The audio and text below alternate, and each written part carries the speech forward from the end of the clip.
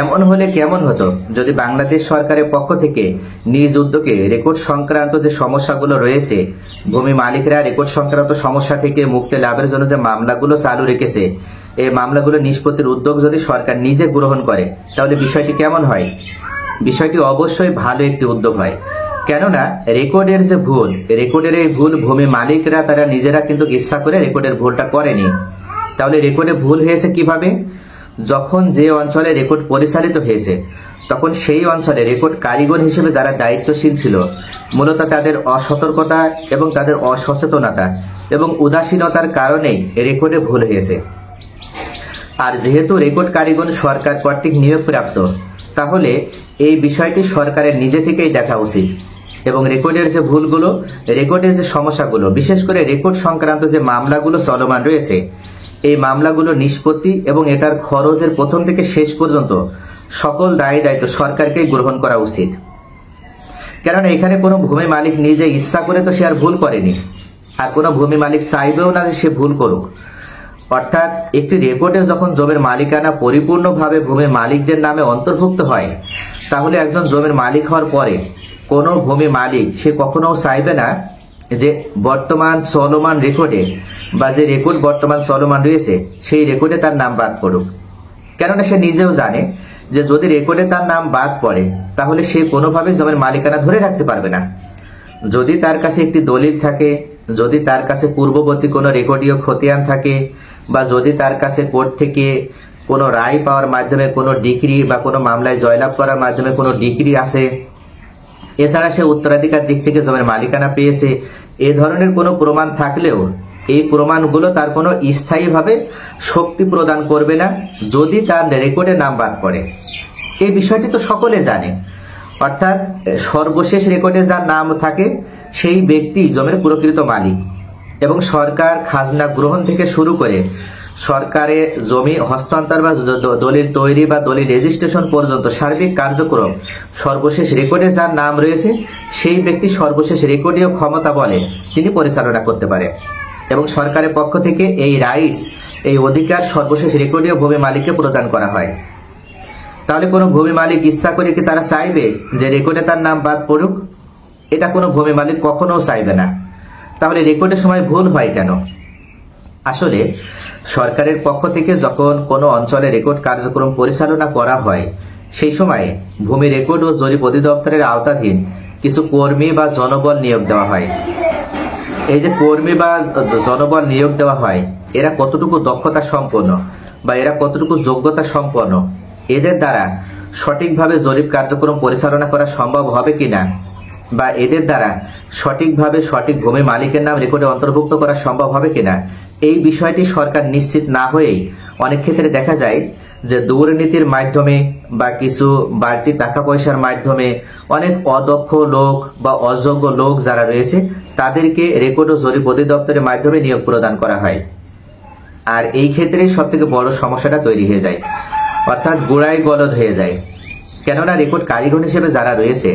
তারা যদি ততটা দক্ষ না হয়, তাহলে তারা মাঠ পর্যায়ে যেয়ে সঠিক ভূমি মালিক আইডেন্টিফাই বা সঠিক ভূমি মালিক ফাইন্ড আউট করে সঠিক ভূমি মালিকের নামে সঠিকভাবে ওনারা রেকর্ড কার্যক্রম পরিচালনা করতে পারবে না। আবার অনেক সময় দেখা যায় এই রেকর্ড কারিগর টাকা পয়সার বিনিময়ে তারা চাকরি পেয়েছে বিধায় তারা চেষ্টা করে যে রেকর্ডের সময় যতটুকু পারা যায়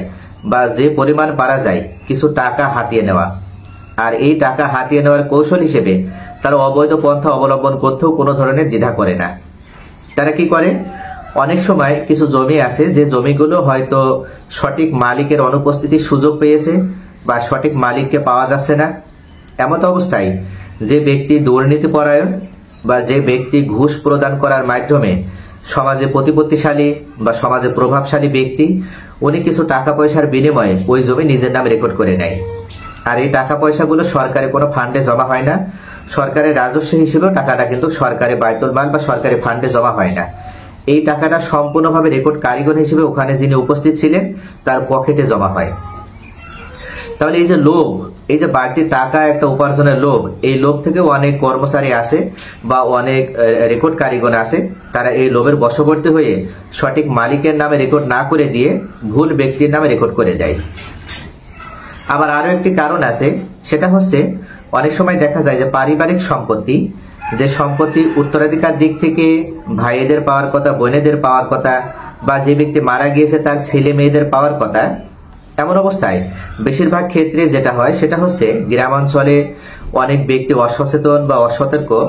অনেক বোন আছে তাদের দূরে বিবাহ হয়ে গেছে, এখন তাদের পৈতৃক সূত্র পাওয়া যে সম্পত্তি বা পৈতৃক দিক থেকে পাওয়া যে সম্পত্তি, সেই সম্পত্তি বা সেই এলাকায় কখন রেকর্ড আসছে এই বিষয়টা তারা অনেক সময় তারা সচেতন ভাবে জানতে পারে না। এই ক্ষেত্রে যখন ওই অঞ্চলে রেকর্ড আসে তখন অনেক ভাইয়েরা আছে তারা পারিবারিক ভূমিদস্যু, তারা দুষ্কৃতিকারী, তারা অসাধু এবং ভণ্ড, এবং এই লোভী ভাইয়েরা কি করে, তাদের বোনদেরকে হাইট দেখায় এবং বোনদেরকে হয়তো বলে যে তাদের এই বোন নেই, বা তারা এই 2 ভাই 3 ভাই, তাদের যে আরো 2-3টে বোন রয়েছে সেই বোনদেরকে তারা হাইট দেখিয়ে একটা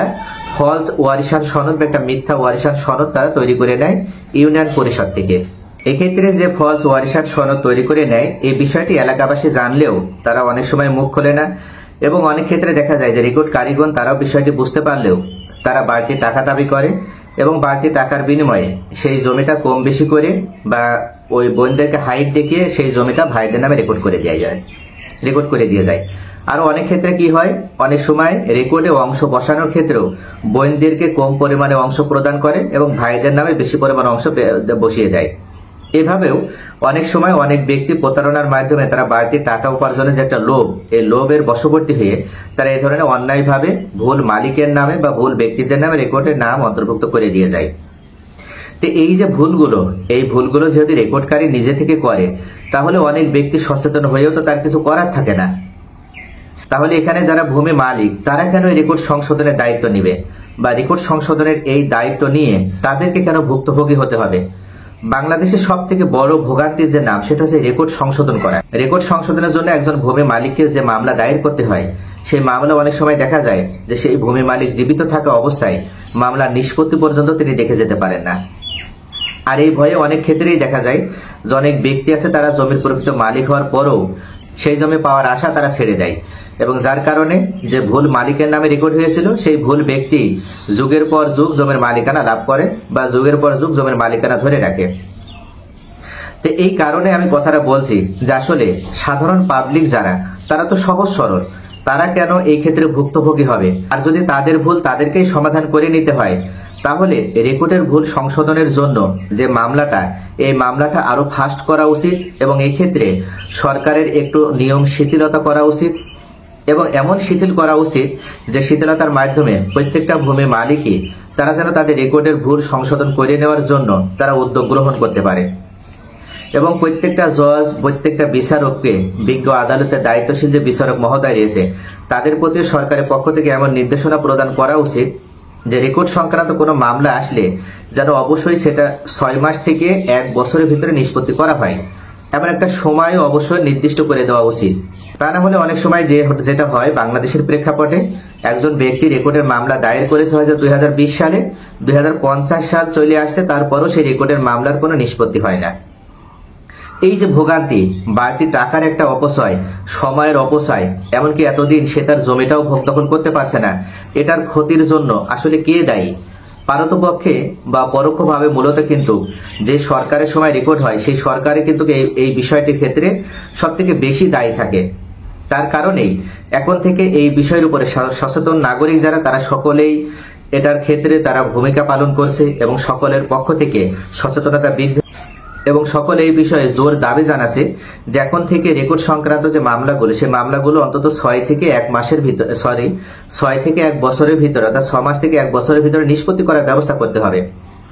তাহলে রেকর্ড সংক্রান্ত মামলা বাংলাদেশ থেকে দূর হয়ে যাবে, এবং বর্তমান এই অন্তর্বর্তীকালীন সরকার যেনারা ক্ষমতায় রয়েছে এনারা এই সকল বিষয়ে অত্যন্ত আন্তরিক। আর এক্ষেত্রে আমার এই চ্যানেলের মাধ্যমে আমার চ্যানেলের সকল সাবস্ক্রাইবারের পক্ষ থেকে যাদের ভিতরে এই ধরনের সমস্যা রয়েছে তাদের প্রতিনিধি হিসেবে আমি বর্তমান অন্তর্বর্তীকালীন সরকারের কাছে এই দাবিটা তুলে ধরতে চাই যে অন্তত রেকর্ড সংক্রান্ত মামলা 6 মাস থেকে 1 বছরের ভিতরে নিষ্পত্তি করে দেওয়া উচিত, এবং রেকর্ড সংক্রান্ত মামলার যে খরচ, সেই খরচটাও কমানো উচিত। তাহলে বাংলাদেশে কোর্টে চলমান, বিজ্ঞ আদালতে চলমান যে মামলাগুলো রয়েছে সেই মামলার 90% মামলায় দ্রুত নিষ্পত্তি হয়ে এবং ভূমির মালিকও তারা তাদের জমির মালিকানা ফিরে পাবে এবং তারা সকলেই এই অন্তর্বর্তীকালীন সরকারের প্রতি, যদি সরকার এই ধরনের পদক্ষেপ গ্রহণ করতে পারে তাহলে তারা সকলেই অন্তর্বর্তীকালীন সরকারের প্রতি চিরকৃতজ্ঞ থাকবে এবং এই অন্তর্বর্তী সরকারকে তারা চিরদিন হৃদয়ের মণিকোঠায় স্থান দিয়ে রাখবে।